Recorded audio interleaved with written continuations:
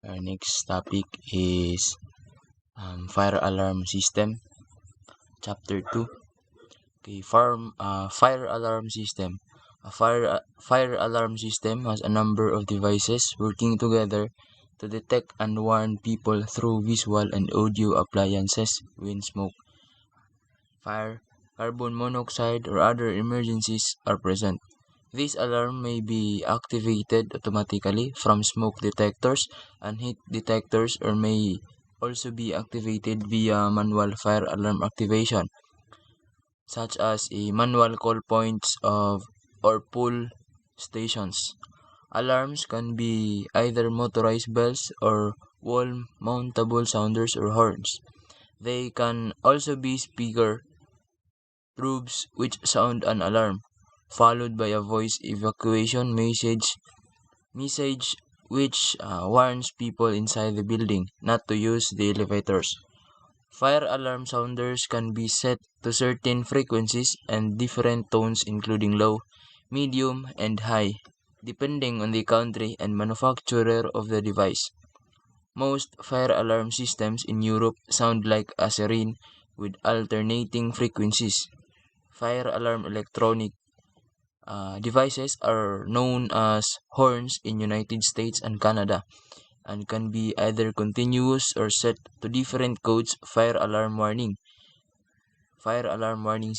Devices can also be a set of different volume levels, installed fire alarms, and automatic fire extinguisher to avert possible occurrence of fire. So, natay daghan tag klase-klase nga fire alarm devices. Daghan tag kuan naay automatic, naay manual, naay katong mo alarm siya if maka-detect og smoke, is if ang device is maka-detect og aso, automatic siya mo activate automatically, mo alarm siya. Napod tay gitawag og kanang device nga mo detect og heat detectors. Kung katong nga device is maka-detect siya nga init, na init kayo, mo automatically mo alarm siya, mo activate din siya. Then letter B, private fire protection system. Private companies and businesses establishment install fire alarms and automatic fire extinguisher to avert possible occurrence of fire. Automatic sprinkling system, fire pumps, standpipes, fire hydrant, portable hand extinguisher, alarm system. So ang mga mga private establishment, companies, private businesses, ang establishment. So pareha sa RMC, kita man nato diha nga natay fire hydrant o napud ta fire portable hand extinguisher nata dito, o katong standpipes, kabantay mo to standpipes na sa may hagdanan, mo to standpipes. Pero sa mga dagko nga building is na kompleto na nila na sila automatic sprinkling system nga katong pag nanay sunog is mo agas din tong tubig niya, mo sprinkling. Then letter C, fire detection system. Fire detection system designed to discover fires early in their development when time will still be available for the safe evacuation of occupants. Early detection also plays a significant role in protecting the safety of emergencies response personnel. So, property loss can be reduced and downtime for the operation minimized through early detection because control efforts are started while the fire is still small. So mintras nga gamay pa ang kalayo, so tungod sa ma-detect na sa fire detection system, gamay pa ang kalayo. So malis ang damuse or dali lang katong mga tao nga nasa sulod is makagawas dayon samtang gamay pa ang kalayo because na-detect natay ginatawag nga fire detection system na detect na nga naay sunog. So then most alarm system provide information to emergency responders on the location of the fire, speeding the process of fire control.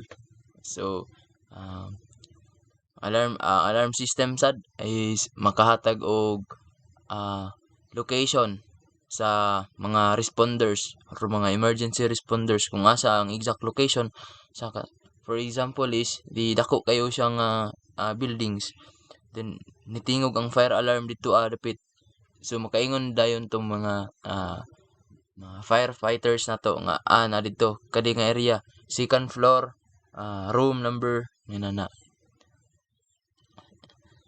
Then, to be useful, detectors must be coupled with alarms. So, syempre, kay magunsa man na imong detector nimo kung dili walay pares nga alarm.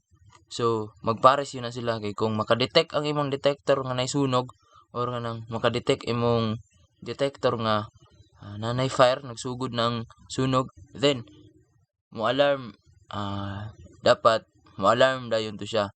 Mao na nga kinahanglan nga pares gyud ang duha, ang detector ug ang alarm.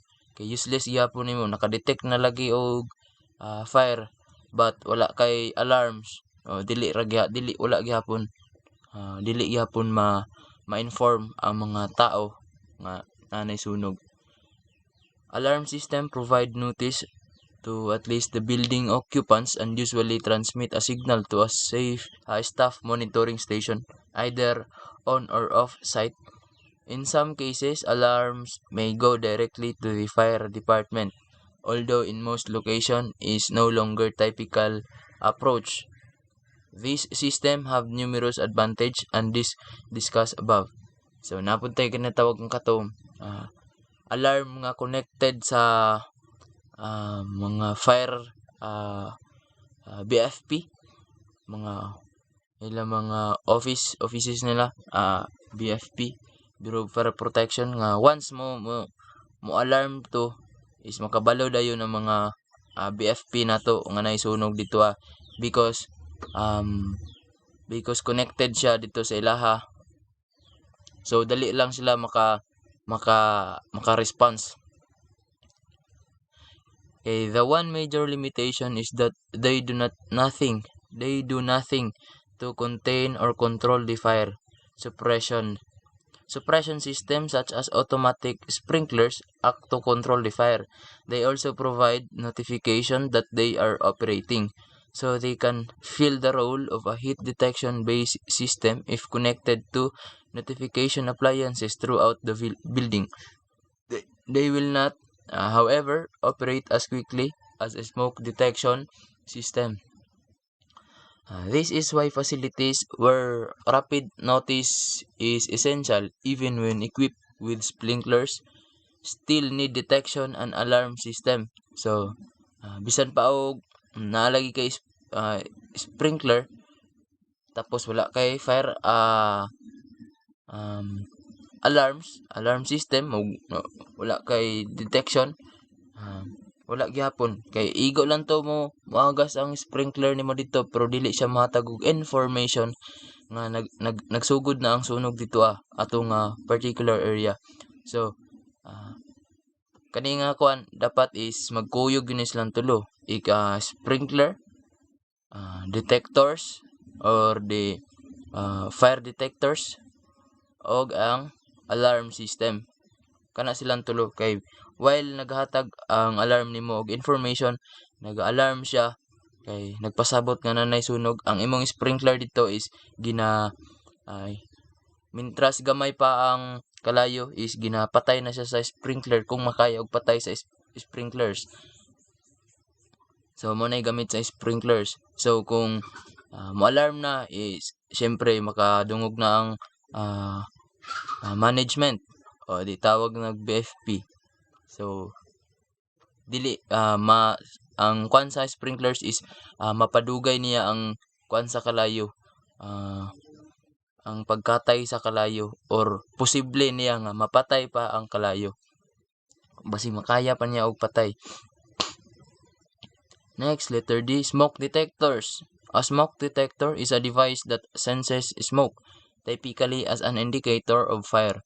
Commercial smoke detectors issue a signal to a fire alarm control panel as a part of a fire alarm system, while household smoke detectors, also known as smoke alarms, generally issue an audible or visual alarm from the detector itself or several detectors if there are multiple smoke detectors interlinked. So, smoke detectors are housed in plastic enclosures, typically shaped like a disc about 150 millimeters, 6 in diameter, and 25 millimeter, 1 in thick, but shape and size vary. Smoke can be detected either optical or by physical process. Detectors may use one of the two or both sensing methods. Sensitive alarms can be used to detect and deter people smoking in areas where smoking is banned. Smoke detectors in large commercial and industrial buildings are usually connected to the central fire alarm system. Domestic smoke detectors range from individual battery-powered units to several interlinked units with battery backup. With interlinked units, if any of them detect smoke, all of the alarms will trigger even if household power has gone out. So, smoke detectors. So, kuha naman kayo. Obvious na kayo smoke. Kani siya is device nga maka-detect og aso. Once nga maka-detect siya og aso, iyahang information is once nga mo maka-detect siya og aso, ang fire alarm or ang alarm system is automatically magtingog siya or mo-activate. Then ang smoke detectors kan bisag manigarilyo ka diha sa kanang area but diha nakabutang ang fire detector is ma-detect gyapon na niya. Mao nang ginadeter ang ginalikayan. Once nga kanang area is na smoke detectors, dili gyud pwede ang tao diha manigarilyo because kay ma-detect man gud niya dayon. So bisan nga gamay nga aso, ma-detect dayon niya. So next topic is protective locks and key control and protective cabinet. Letter A, basic concept of protective locks and key control. The best defense against lock picking and making of key by impression is the installation of special pick resistant impression resistant lock cylinders. Generally speaking, locks are the cheapest security investment that can be made. Locking device is simply as a mechanism that extends the door or window into a wall that hold them. So daghan tag klaseng locks. So ang kaning mga ang locks is mo ni ang pinaka barato in terms of security investment, security investment kay siya ang pinaka dili naman ka magsildo og tao, palit lang ka og padlocks, daghan tag klase nga padlocks. Ayun, barato lang, maong gitawag sa cheapest security investment kay siya ang pinaka makabarato or makaless ka. Letter B, definition of terminologies. Okay. Lock, a mechanical, electrical, hydraulic, or electronic device to prevent entry into a building, room, container, or hiding place and to prevent the removal of items without the consent of the owner. So, locks, natay mechanical, natay electrical, hydraulic, or electronic locks. So, K, a usually metal instrument by the bolt of a lock is turned. So K is mao na ang obviously mao na siya ang gamiton para maabri nimo imong locks. That B, okay? Any of various devices having the form of or function of such a key for winding a clock. A means of gaining or preventing entrance, possessions, or control. An instrumental or deciding factor, the key to her success. Okay. Padlock. A removable lock with a shackle that can be passed through a staple or link and then secured. Then Peterman, an English term used to describe a lock picker. Tao ni siya is si Peterman. Lock picker. So ang padlocks is removable lock with a shackle that can be passed through a staple or link and then secured. Kuan lang. Padlocks katong inigsusi paak secured. Okay na. Tapos okay, letter C. Types of locks. The type of locks to be used is usually influenced by the design of the establishment as well as the criticality of the establishment's nature and operation. Security or protective locks could be classified into the following four general groups. So, kung magkuan kag locks, magdepende na siya sa design sa imong establishment or design sa imong building. O nakadepende sad siya sa kung asa nakabutang ang imong establishment or asa ang location. Kung nakabutang ba siya sa daghang tao or nakabutang ba siya sa mingaw. O ang imuha sang lock is magdepende kung unsay gamit sa imong building or unsay imong naa sa sulod sa imong buildings. Siyempre, kung importante kayo gyud ang nasa sulod, siyempre, protektahan ni mayo. Then, magpili jud katong mga locks nga gwapo nga locks or safety or kanang secured gyud siya. Okay, types of locks. Number 1, wired lock. Wired lock. Disc tumbler lock. Lever tumbler lock. Pin tumbler lock. And other types of locks is combination locks. Combination locks is katuning combination. Untay murag mahulog siya og password. Password. Kita nang press anang sa lock sa malita na kanang number tuyok-tuyokon and combination lock. Code operated locks. Electromagnetic locks, card operated locks. So card operated locks sa kanang mga salida nga i-swipe lang ang murag identification card nila.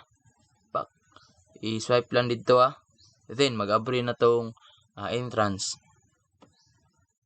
Then K control. K control refers to various methods for making sure that certain keys are only used by authorized people.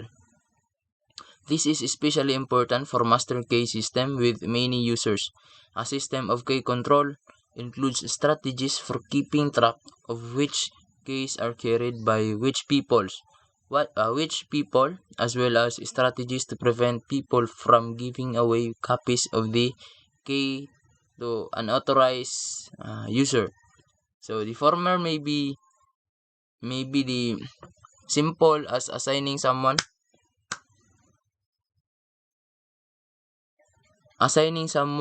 the job of keeping an up-to-date list on paper. A more complex system may require signature and or a monetary deposit. So, key control naay isa ka tao dapat nga kana nagahawid sa tanan susi. Samot na sa katong ginatawag natog master key. Dapat na adyoy isa ka tao in charge sa mga keys because para para malikayan ang malikayan ang makagamit ang mga dili otorisadong tao nga makasulod because na sila kopya sa isa ka susi. So dapat isa ka tawo ka in charge sa mga susi. Then pag naay magkuha sa iyaha og susi is maglogbook, patang ang signature sa manghiram, time, sa adlaw, sa orasa gihiram. Ayun, para na sila records in case nga naay mawala sa katong naay mawala nga dito particular room nga gihiraman niya susi is ma-identify dayon kung kinsa ang last na nigamit dito nga area. Then letter F, types of case. Case are classified into the following. Letter A, change key, submaster key, and master key, and grandmaster key. So next topic is the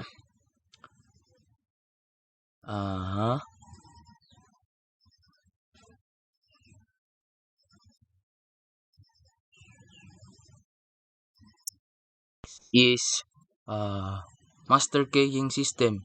It is a system used in big installations whereby keys can open a group or groups of locks. This is possible by the use of interchangeable cylinder cores in the locks. Using locks with the same key in a facility is not master. The following are some consideration in master keying system. Number 1, keying or the use of a pass or a skeleton key. A pass key is used to operate an expensive lock by moving it in a key hole until it catches a lock belt and unlocks the mechanism. Number 2, master keying is when a lock operates on a master key plus an individual or changes key. Master keying is made possible due to the development of interchangeable cylinder cores. In matters of seconds, key and lock combination can be changed, and this is done by the use of a control key. With a key, all the cores in a locking system can be changed, rendering the existing keys not usable. And number 3 is mason keying is the use of a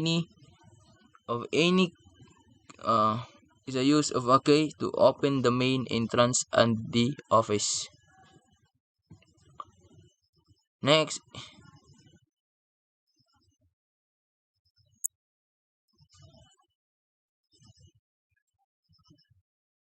number 4, level of control in the master keying plan. Letter A, 1 level. Change key, all locks operated by change key only and key different or alike or required. Each key operates its own lock only. Example, the houses, stores, cars, warehouse. So, 1 level kato ng isa ra jud ang magamit niya nga susi or isa ra jud ayan susi. Then number 2, level 2 level master key. All levels operated by change keys and master key. Master key operates all locks generally for one building. Example, small school and apartment. 3 level grandmaster key. All locks operated by change key, master keys, and grandmaster keys. Grandmaster key operates all locks generally used in large buildings or a facility with several buildings. Example, office, buildings, and hospital. So, nana sila yung grandmaster katong. Grandmaster is isa ka susi but daghan siya maabrihan nga mga locks. Gamit na siya ani nga mga office buildings and hospitals because para dili na ka madugay si pangita og na emergency is magpangita pa ka dito sa mga susi. Kato siya is pwede kato nga susi is daghan siya pwede mga maabrihan nga mga locks. Number 4 level great grandmaster key. All locks operated by change key, grandmaster key, and great grandmaster keys are used in great or large complex system and similar to 3 levels. Parehas rin sila sa ikatulo nga level. Then 5 level, Great and Grandmaster Key, all locks operated by change key, Master Keys, Grandmaster Key, and Great Grandmaster Key. Examples: big universities, complexes, and large industrial complex. Next, pointers for effective locks and key control.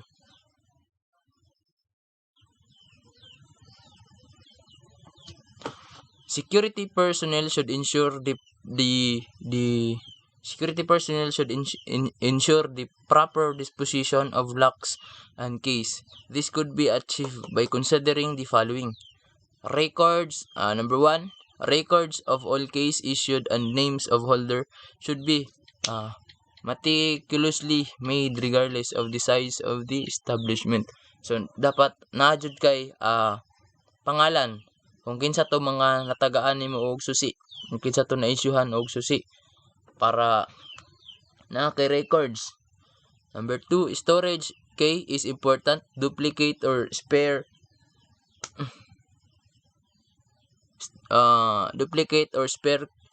keys should be stored in a securely locked cabinet in a secure area. So secure key, storage key, so natay ginatawag ana nga anang butanganan sa mga susi para dili mga wani-wani. Kani nga susi is duplicate. Then kani nga area, particular area, is mo niya mga original. Dili is duplicate para para dili mga wala. Then nakabutang na siya sa isa ka secured cabinet og secured area. Then number 3, master key should be issued on an absolute minimum number. Be issued but kept by an individual responsible for locks and keys. Number 4, regular checks should be made in employees with case issue.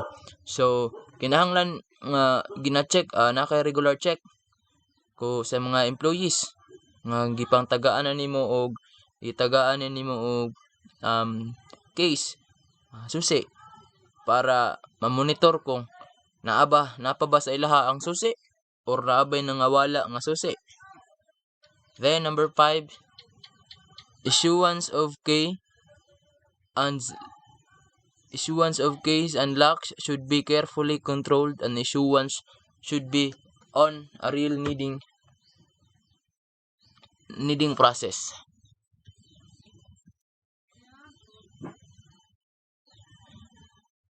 Then periodic rekeying should be considered as essential security safeguard, just as combination of safe are changed from time to time. Number 7, a key depository should be provided in a big plant. Supervisors taking keys should register in registry book. Okay, next topic, continuation. Other protective containers. This is done by placing documents in a secured and usually fireproof containers. The final line of defense at any facility is in the high security storage, where papers, records, plans, or cashable instrument, precious metals, or other specially valuable assets are protected. So natay mga containers nga katong pinaka-final defense, pinaka-final line of defense. Number 1, safe. It is a metallic container used for the safekeeping of documents or small items in an office or installation. Safe can be classified as either robbery or burglary resistance depending upon the use and need. Its weight must be at least 750 pounds. It should be anchored to a building structure, and its body should at least 1 inch thick steel. 1 inch thick steel? O baga kayo siya, isa so protektado gid kayo ang imuhang documents. Kaning safe ang naadriya is kan lang. Ang ginasulod diha is small items, documents, mga documents or papers, mga papers, important documents. Then number 2 is vault. This is a heavily constructed fire and burglary resistance container, usually a part of the building structure used to keep and protect cash, documents, and negotiable instruments. Vaults are bigger than the safe but smaller than a security file room. The vault door should be made of steel at least 6 inches in thickness. The vault walls, ceiling, floor, reinforced concrete at least 12 inches in thickness, and the vault must be resistive to fire up to 6 hours. So ang vault is gamay-gamay ni siya sa safe, pero mas baga ang iyahang bakal or iyahang housing mismo is 6 inches ang kabag-on sa iyahang bakal. Then iyahang floors o yan sa log is 12 inches kabaga nga concrete. So ang vault is fire resistive na siya up to 6 hours lang. Makita nga ni sa mga buildings, mga butanganan nila o mga dagkong kwarta, mga dagkong kantidad sa mga negosyante, usually nana sa ilahang office dapit. Then number 3 is file room. It is a cubicle in a building constructed a little lighter than a vault but bigger size to accommodate limited people to work on the records inside. The file room should at most be 12 feet high, and it must have a watertight door and at least fireproof for 1 hour. So mo ni siya ang dako sa vault, dako pa sa vault, pero 12 feet ayahang kahabog o 1 hour lang ang iyang fireproof or fire resistive for 1 hour lang. Then limited lang ang tao nga makasulod dito para magtrabaho sa mga documents. The next module 3 na ta. Security guard forces.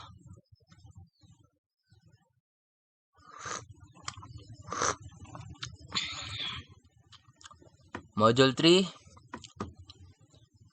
concept. Security guard forces. It is a group of force selected men trained or grouped into functional unit for the purpose of protecting operational process from those disruption which would impede efficiency or halt operation at a particular plant, facility, installation, or special activity. Republic Act 5487 provided the organization and management of security guard forces designed to specific organizations and purposes. The 3 security guard forces are the following. Number 1, Private Security Agency or PSA refers to any person, association, partnership, firm, or private corporation who contracts, recruits, trains, furnishes, or posts any security guard to do its functions or solicit individuals, businesses, firms, or private, public, or government-owned or controlled corporation to engage his or its service or those of his or its security guard for hire, commission, or compensation. So, type PSA, Private Security Agency. Mao ni katong mga katong nag-hire lang og mga security guards, mga agency, private security agency. Then number 2, Company Security Forces or CSF is a security force maintained and operated by any private company or corporation for its own security requirements only. So ang kani is sa ilaha lang ang company lang mismo ang nagkuha sa ilaha nga mahimo sila og security guards. Ang katong private security agency is nagakontrakto sila kinsa toy mga sila ang nag-hire, then sila ang mangita og kabutangan sa mga security guards. Asa nila i-assign ang security guards. Ang kaning company security force is ang company mismo ang nag-hire sa ilaha para dira sila magtrabaho. Then, number 3, government security unit is a security unit maintained and operated by any government entity other than military and a police, which is established and maintained for the purpose of securing the office or compound and or extension of such government entity. So, government security unit, GSU. And the Philippine Association of Detective and Protective Agency Operators Incorporated or PADPAO. This is the National Association of all licensed security agencies and company security forces. This was established as early as 1958, purposely for the self-regulation of all security agencies. Letter C, License to Operate or LTO is the document issued by this Chief PNP or his duly authorized representative authorizing a person to engage in the occupation, calling or employment as security guard or detectives or a juridical person to establish, engage, direct, manage or operate an individual or a private detective agency or private security agency, company security force after payment of the prescribed dues or fees. So, license to operate, kinahanglan pa na dito na nimo kwaon sa Chief PNP kung pasado ba ka. Number 1, application of license. New applicants for PSA license shall obtain, letter A, a minimum capitalization of 1 million only and a minimum bank deposit of 500. So, bago ka makakuha og license to operate, dapat na kay 1 million nga kapital og na kay 500,000 nga deposit sa bangko bago ka matagan nila og license para maka-operate ka. Then number 2, where to file? Asa i-file? To the police to the office of the Chief PNP through the Chief PNP SOSYA o SAGS-D using Form SAGS-D Form 0194 and SAGS-D Form 0294 respectively. Application form for license to operate. The application shall contain full name of the applicants, his age, civil status, and residence and location of his business. So, kung mag-apply ka, makabutan dito yung pangalan, full name, imong edad, imong status, civil status, asa ka nagpuyo, o asa nimo gusto itaod ang imong businesses, or asa nimo butang ang imong business or imong building nimo.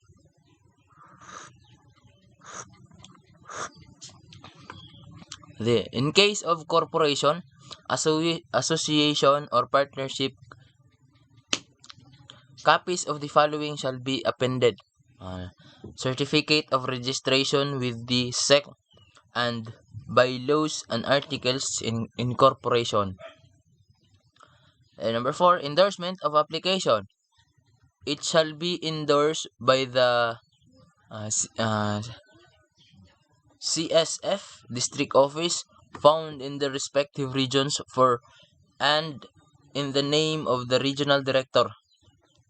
License to operate. It shall be a requirement prior to engage in the occupation, calling, or employment, or engage in the business of private security agency or PDA. Number 6, graduated scale of license to operate. The following graduated scale shall be approved by the Chief PNP or his duly authorized representative. PSAs, private security agencies with temporary LTO having 200 or more but not exceeding 1,000 shall be issued a regular LTO good for 2 years. So, new PSA shall be issued a temporary LTO good for 1 year. Private security agencies with temporary LTO having posted 100 guards or more but less than 200 shall upon expiration of such LTO shall be issued an extension period of 6 months. However, upon expiration of the extension period, not extension shall be granted unless the PSA shall submit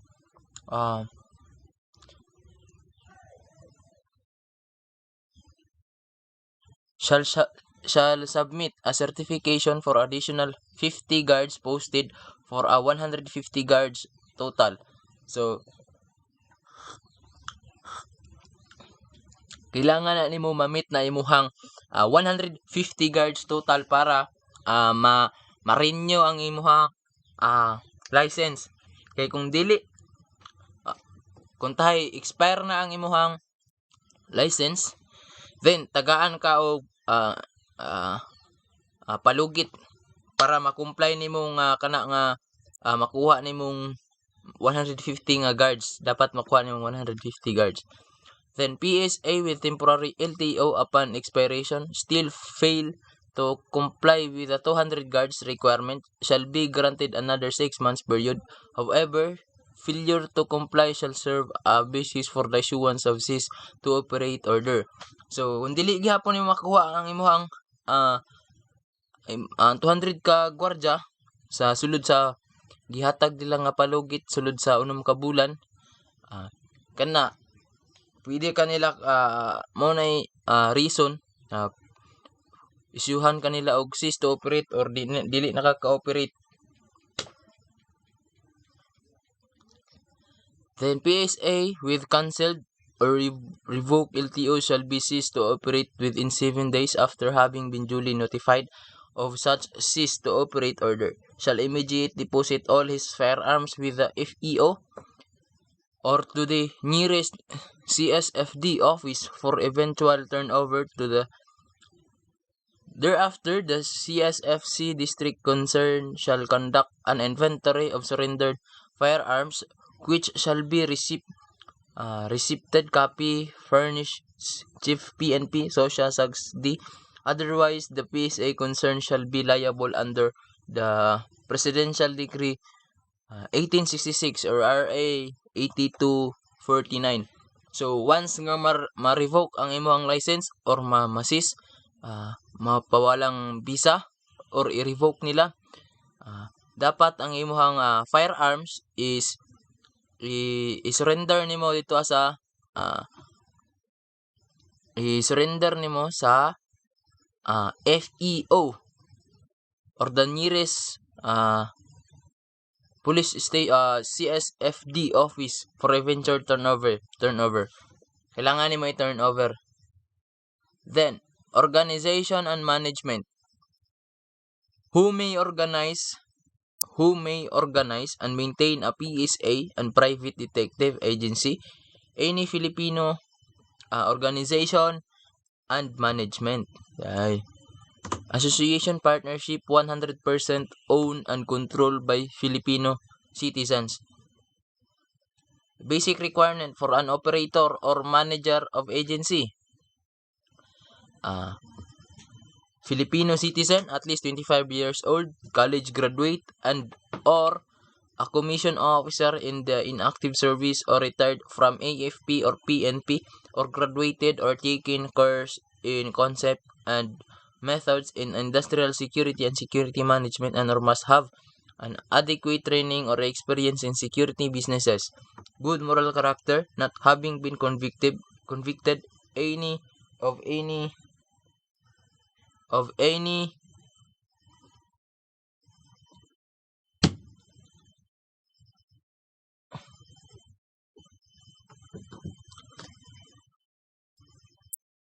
of any crime involving moral turpitude and not suffering any of the following disqualification: dishonorably discharged from AFP or PNP or separated from cause from any government entity or government-owned or controlled operation, being mentally incompetent, being physically unfit, addicted to the use of narcotic and or prohibited drugs and or substances,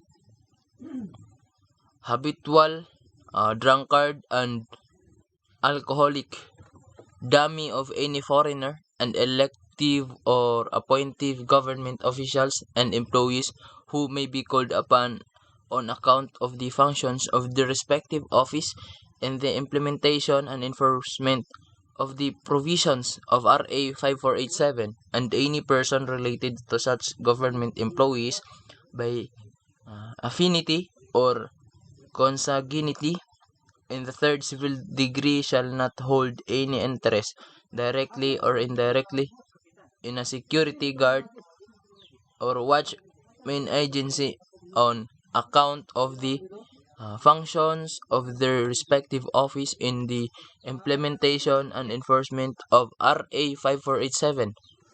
Organization, number 3, organizational structure of private security agency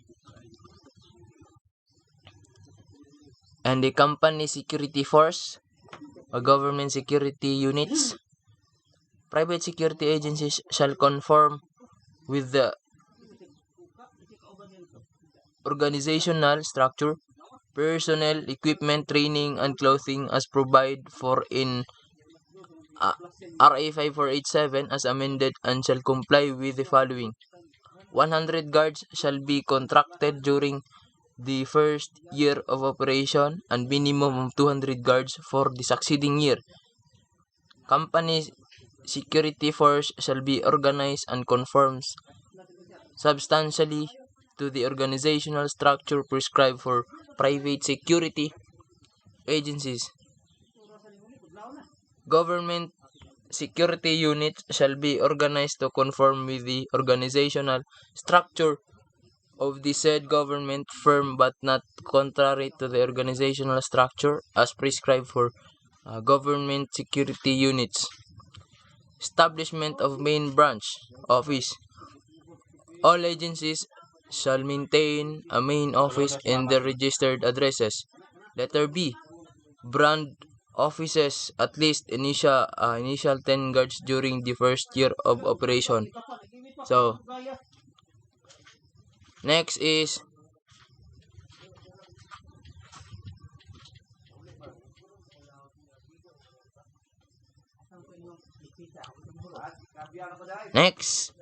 module 3, lesson 3, uniform equipment and paraphernalia concept.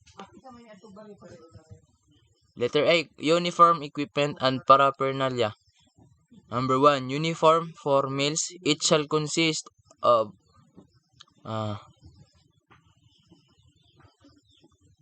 service shirt, service trousers, service belt, and footwear.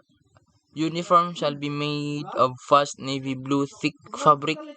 Trousers for daily security officer wear and for service field of perimeter guards, while a choice of letter A, light blue and or white service shirts for male guards for PSA, light gray for company security force, and white for government security unit. Further, the following shall be observed as a part of a uniform of security personnel: headgear for daily wear, Pershing cap, fast navy blue and gold strap, black octagonal nylon net top and prescribed metal cap device for ceremonial purposes only, with the black strap. Service bash jacket, it shall be worn only by directorial and staff officers of agency. Service shirt for security officers. Service uniform, private security guard, fast navy blue, company security force light gray, government security units, white field uniform, optional for cold weather and only. Field uniform, optional for cold weather only. Long sleeves and detachable hoods for company security force, same for PSA but color is white. GSU same with the PSA except the color is white. Gala uniform for ceremonial purposes only and at the expense of the establishment conducting the ceremonial.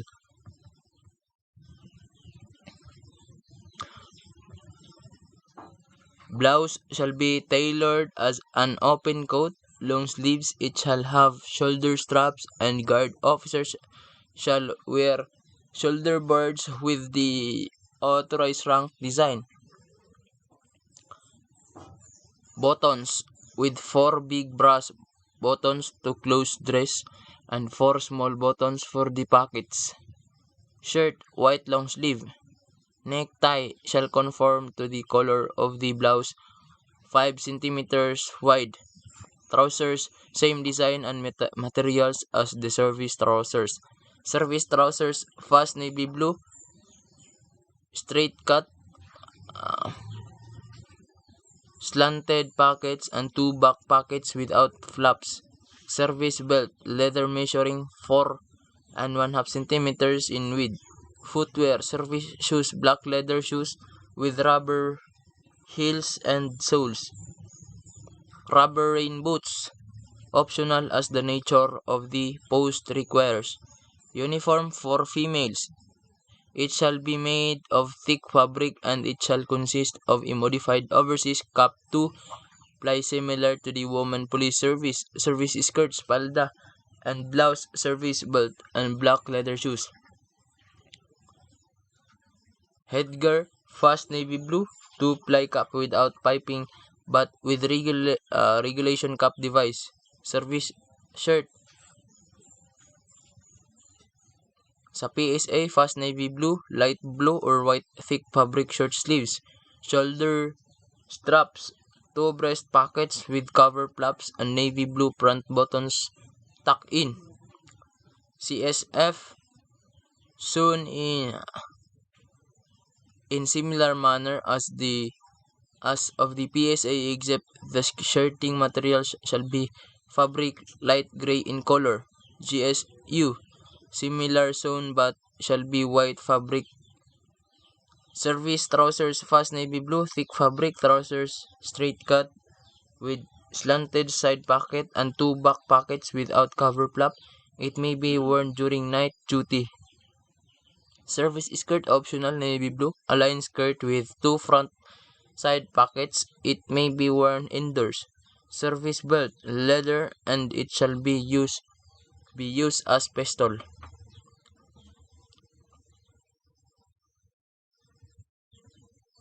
Belt measuring 4 1/2 centimeters in width. Footwear, service shoe, plain black shoes, low cut, rubber sole and bell, maximum for 5 centimeters, and black shoes laces. Rubber rain boots, black optional as the nature of post requires. Ornaments and patches, national badge, cap device, brass shall be attached on the piercing cap of officer. Regulation buckle with agency name. Collar device. Name cloth shall consist of embroidered navy blue middle names on yellow background with blue SG. The letter shall be 1.5 centimeters in height, and the name cloth shall be sewn in the right top pocket. Agency unit, name cloth similarly sewn as the name cloth. Equipment and paraphernalia, security directors or inspector. Leather pistol belt with regulation buckle and holster black leather, security guard, male or female, black leather belt for pistol and night stick with regulation buckle, holster black leather for pistol, nightstick and handled radio, nightstick button with handle, whistle, pocketbook,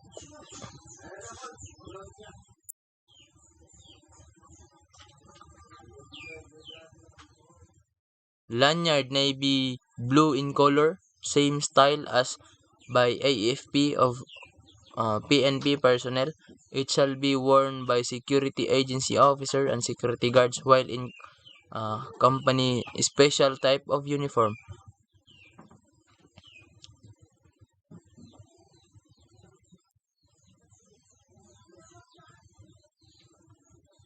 Special set of uniform. It shall be prescribed for security personnel posted at department store noted as tourist heavy areas, banks, and other foreign alien tail.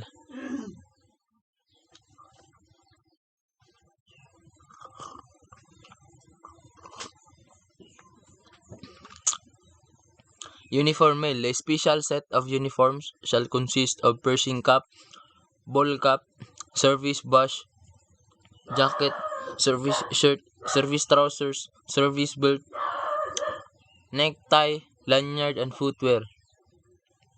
Piercing cap, fast navy blue with gold strap, black visor, octagonal nylon, net top, and prescribed metal cap device. It shall be worn by security agency officer and guard while wearing a complete special type of uniform. Service bush jacket, white rami polyester fabric and shall be sewn short sleeves with shoulder straps, 2 each breast and front pockets with cover flaps and fixed cloth belt fastened with metal buckle. It shall be worn by security agency officer while on duty at indoor places with complete prescribed paraphernalia and agency or client patches. Service shirt,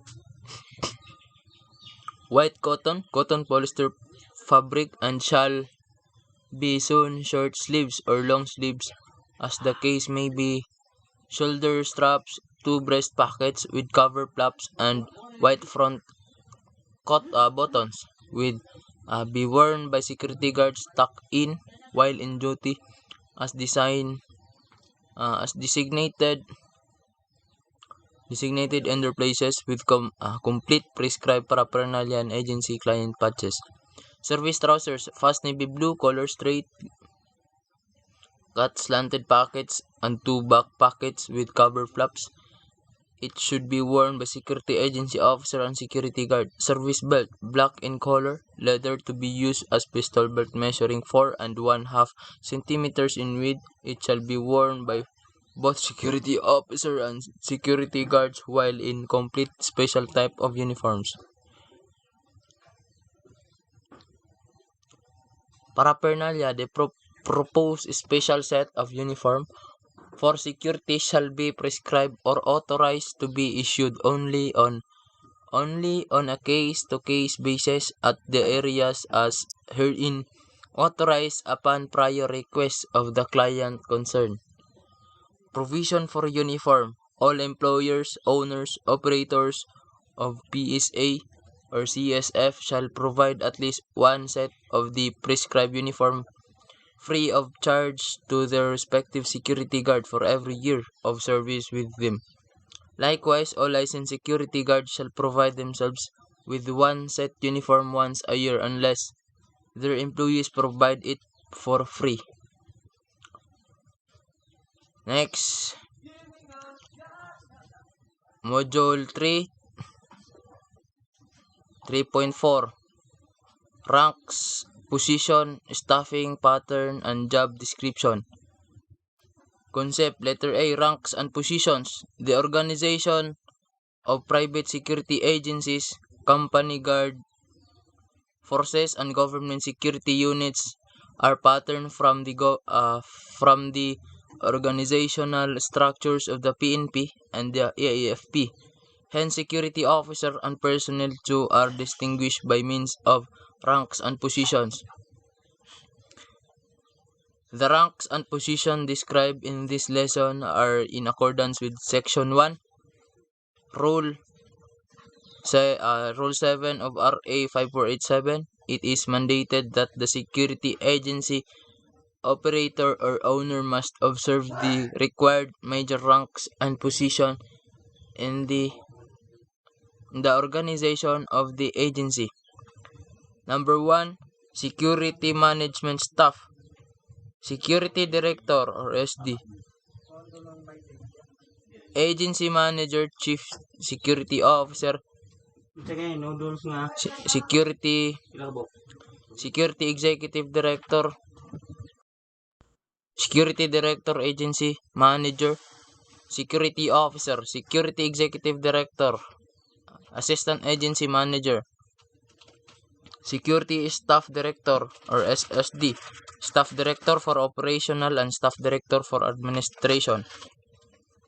Number 2, line staff, line leadership staff, security. Okay, continuation. Line leadership staff, Security Supervisor 3, Detachment Commanders, Security Supervisor 2, Chief Inspector, Security Supervisor 1, Inspector. Number 3, Security Guard 1, Watchman or Guard, Security Guard 2, Shift in Charge, Security Guard 3, Post in Charge. Security Consultant is optional but must possess of qualification listed in Section 6, Rule 3 of RA 5487.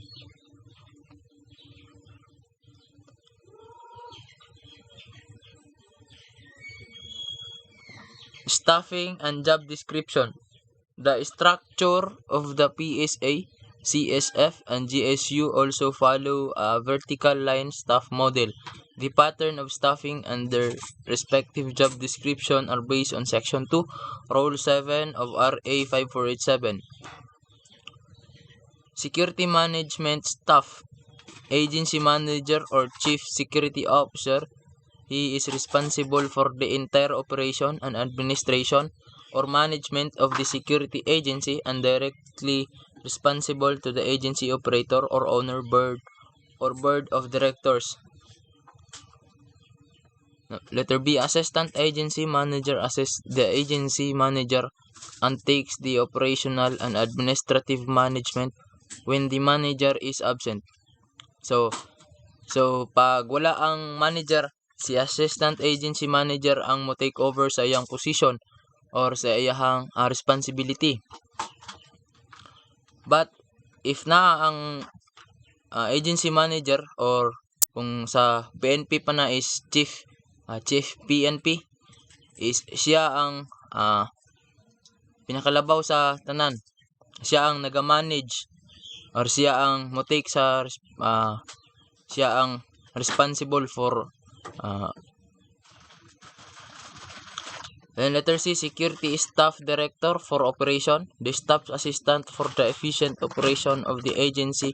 It includes canvassing of clientele and the implementation of contract and agreement.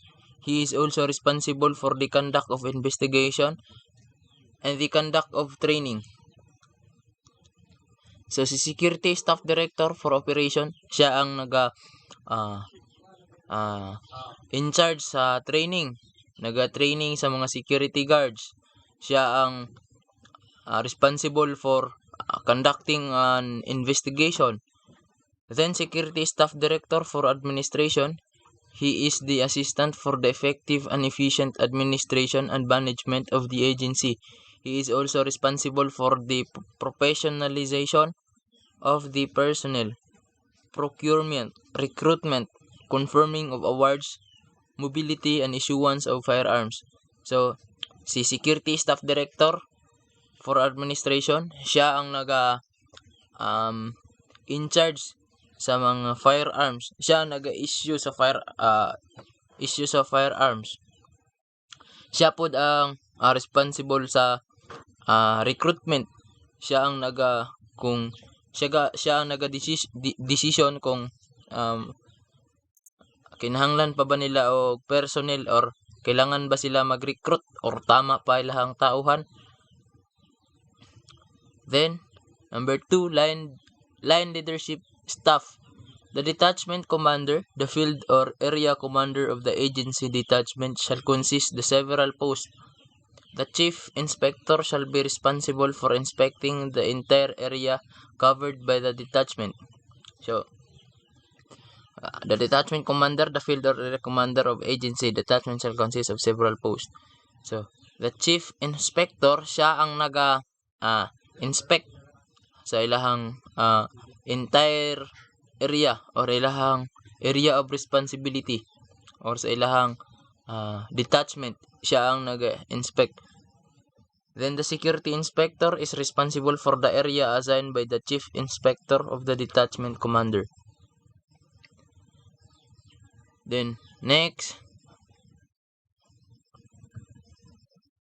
is security guard. Security guard 3 and the post in charge responsible for the entire detailed security officer personnel within the certain establishment.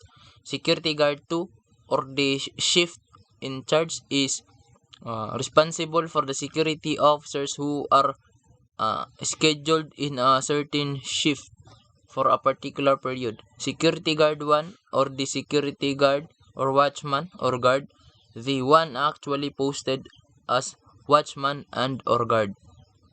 Specific duties and responsibilities. Office of the General Manager, Security Director. It is vested the authority and responsibility of running the security force by authority of the president of the company or corporation. He is directly responsible to the president of the company or corporation in the operation and administration of the security force. He is the principal advisor to the president on matters involving security operations administration of the security force. He is the overall head of both various staff departments and field units where he may diligence corresponding authority commensurate to their assigned responsibility. He implements policies promulgated by the by the policy making body and executed by the president. He directs, controls, and supervises all offices and field units of the force in the respective assigned task. He performs other functions as directed by the president of the company or corporation. Number 2, Office of the Executive Secretary of the General Manager. He is the principal administrative assistant to the General Manager or Security Director. He prepares communication initiated by the General Manager or Security Director.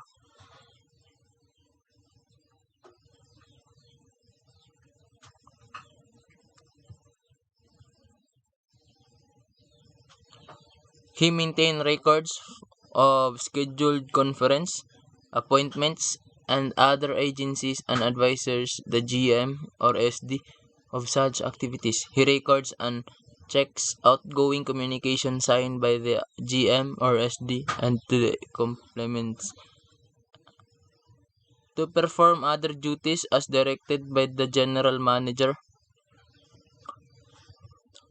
Office of the Assistant General Manager Security, Executive Director. He takes the operational and administrative management of the security force in the absence of the GM or SD. He, General Manager and Security Director or he is directly responsible to the GM or the SD. He performs other duties as directed by Office of the Human Resource and Administrative Manager, Staff Director for Personnel and Personnel and Administration. He is the Principal Staff Assistant to the General Manager, Security Director for Planning and Supervising matters or activities pertaining to personnel management and miscellaneous administrative functions such as personnel strengths, replacement, discipline, law, and order, moral and personnel services, personnel procedures, interior management, personnel advisor, and personnel advisor. Office Office of the Operations Manager or Staff Director for Operations. This office is the principal staff on operations, training, intelligence, and investigation. Office of the Finance. This office is principally concerned with budgeting, finance, reports, control, and program review and analysis. Exercise supervision over the management engineering activities of the company and the accounting office. Renders advice, assistance, and guidance to general manager or security director on financial management. Specific duties and functions of the finance office are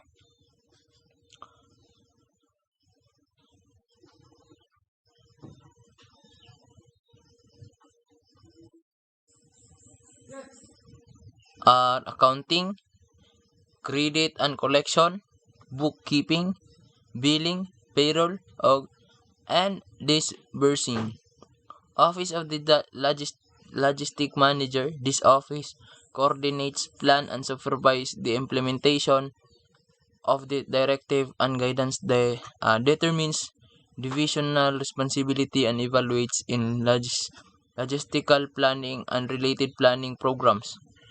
Develops, administers, and coordinates research and development on logistical matters, collects and computes statistical data on logistical matters, recommends logistic budgets policy including budget planning, prepare estimates and or requirement to ensure that logistical plans support for corporate plans, perform necessary programs and fiscal administration, supervise all matters pertaining to supply, determine the organization, allocation of service personnel, plans for maintenance and repair of supplies and equipment. Office of the Inspectorate and Special Project Special Staff. This office assists the general manager in inquiring into and reports upon matters pertaining to the performance of the different staff units towards the attainment of corporate objectives. It also inquires on the state of discipline, efficiency, and economy of the company. The inspectorate staff conducts inspections, investigations, and submits reports to the general manager. In the performance of its duties and functions, in the general manager is provided relevant information pertaining to meritorious conduct and performance of a unit or individual.